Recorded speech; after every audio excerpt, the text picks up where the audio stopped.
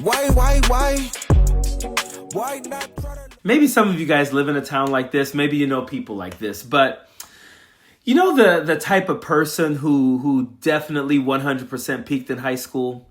Like, they're the person, you know, they go to the high school football game every week. They wear their Letterman's jacket. They're way too invested in a high school football team that they no longer have any connection to. Like, I go to high school football games because my nephew plays, or because I typically train some student athletes in the area and they play on a team or whatever. But this guy is the type who like goes, wears the Letterman's jacket, sits up in the cheering section, you know. They're the type of person that, honestly, when I go to the game, they're like, hey, Coach D, what's up, man? You should come sit up here with us. And I don't like them at all, so I don't sit up there. I try to avoid them at all costs.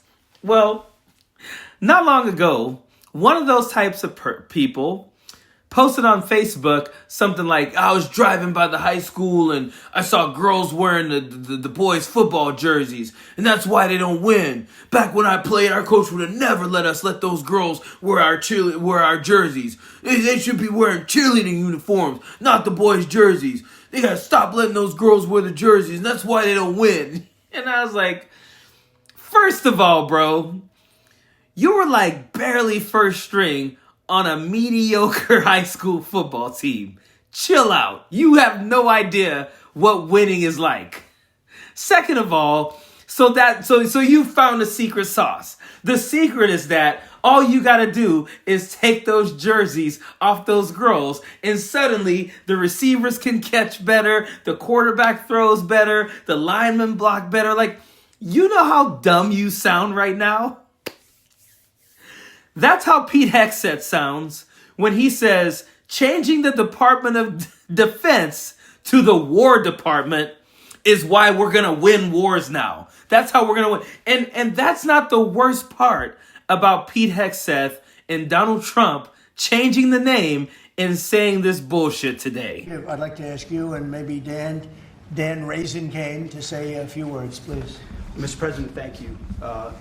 After winning a war for independence in 1789, George Washington established the War Department, and Henry Knox was his first Secretary of War. And this country won every major war after that, to include World War I and World War II. Total victory, Mr. President, as you said. Then 150 years after that, we changed the name after World War II from the Department of War to the Department of Defense in 1947. And as you pointed out, Mr. President, we haven't won a major war since, and that's not to disparage our warfighters. Imagine being members of the military, maybe even still currently members of the military, who fought in some of those wars. They're saying we didn't win because the name of the department wasn't the War Department. These people are so much about symbolism. Now we got the Gulf of America and we got the War Department. And we have people, members of the military, who sit there like, oh, he's talking shit about us right now. He's talking about us right now.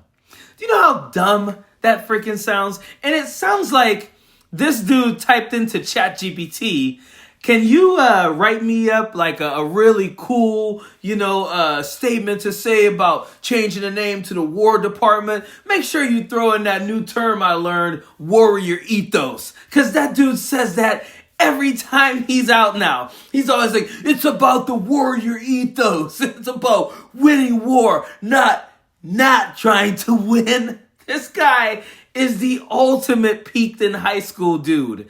And the reason you know this is because he's such a bootlicker for Donald Trump. Every couple of statements, he's like, to your direction, Mr. Trump. But thanks to you, Dr. President. Whatever the fuck he says. Like, it's so pathetic. But Donald Trump is even worse because this dude is like, just again, talking shit about the members of the military, past and present. Yeah, we should have won every war. Listen to what he has to say about why we didn't win wars until now that he's the president. All right, thank you very much. Very well stated, and really it has to do with winning. We should have won every war. We could have won every war, but we really chose to be very politically correct or wokey. We are living in the dumbest times right now. I can't imagine there will ever be an era in our life or any life after this that will be as dumb as what we're living in right now. This guy is one of the biggest idiots ever. Maybe the biggest idiot ever.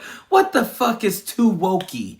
What, like, who's writing this shit? Who's telling him, hey, here's something to say? And they really do think that they're owning the libs with this shit. And they're not. We're just embarrassed.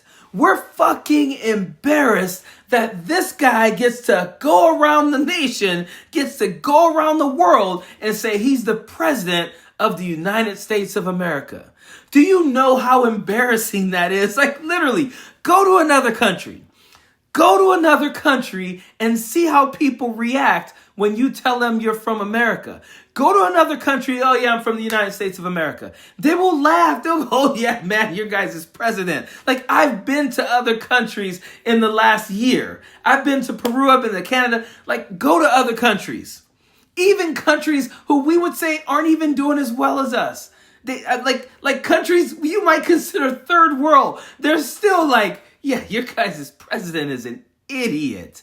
Like, we are living in the dumbest, most embarrassing times right now. We have Donald Trump as president, J.D. Vance as vice president, and Pete Hegseth. Pete Hegseth, who is now, I guess, the secretary of the War Department. Fucking A. Embarrassing. Period. Don't want no enemies or ops. Envy in they heart, I tell them stop. Vacation on the yacht.